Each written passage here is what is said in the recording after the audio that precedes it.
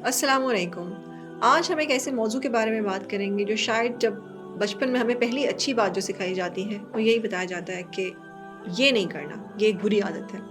झूठ, बच्चा बच्चा जानता है कि झूठ बोलना एक बुरी बात है, लेकिन फिर भी कभी आदतन, कभी चाहते ना चाहते हमसे ज़िंदगी में ये हो जाता है।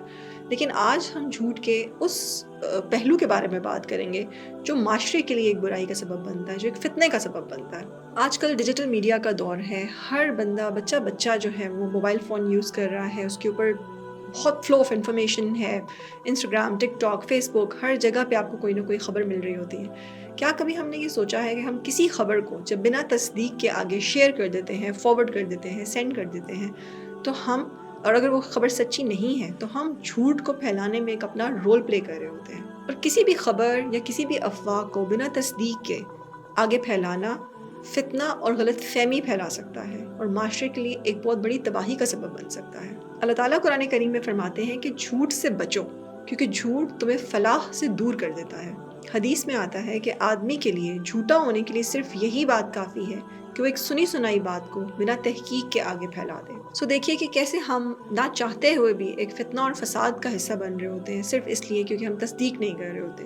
सो प्लीज़ आप कुछ भी शेयर करने लगें, कोई भी खबर आप तक पहुंचती है, टेक अ पॉज, 2-3 सोर्सेज से पहले उसको वैलिड सोर्सेज से रीचेक कर लें और उसके बाद बात को आगे फैलाएं।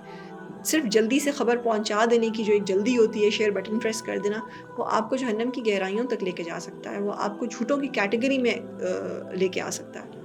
याद रखिए, सोशल मीडिया पर बिना तस्दीक के किसी खबर को शेयर करना झूठ का एक हिस्सा है। प्रोपेगेंडा और अफवाहें फैलाना ना सिर्फ माशरे में बिगाड़ पैदा कर सकता है, बल्कि फितना और फसाद का सबब बन सकता है। सच को आम करें, झूठ की तरदीद करें, क्योंकि माशरे की इस्लाह हमारी ज़िम्मेदारी है। अल्लाह ताला कुरान करीम में फरमाते हैं कि झूठ से बचो, क्योंकि झूठ तुम्हें फलाह से दूर कर देता है। सच को अपनाइए, झूठ से बचिए और सच्चाई के चिराग जलाइए। सुकून में रहिए, खुश रहिए, देखते रहिए बी न्यूज़।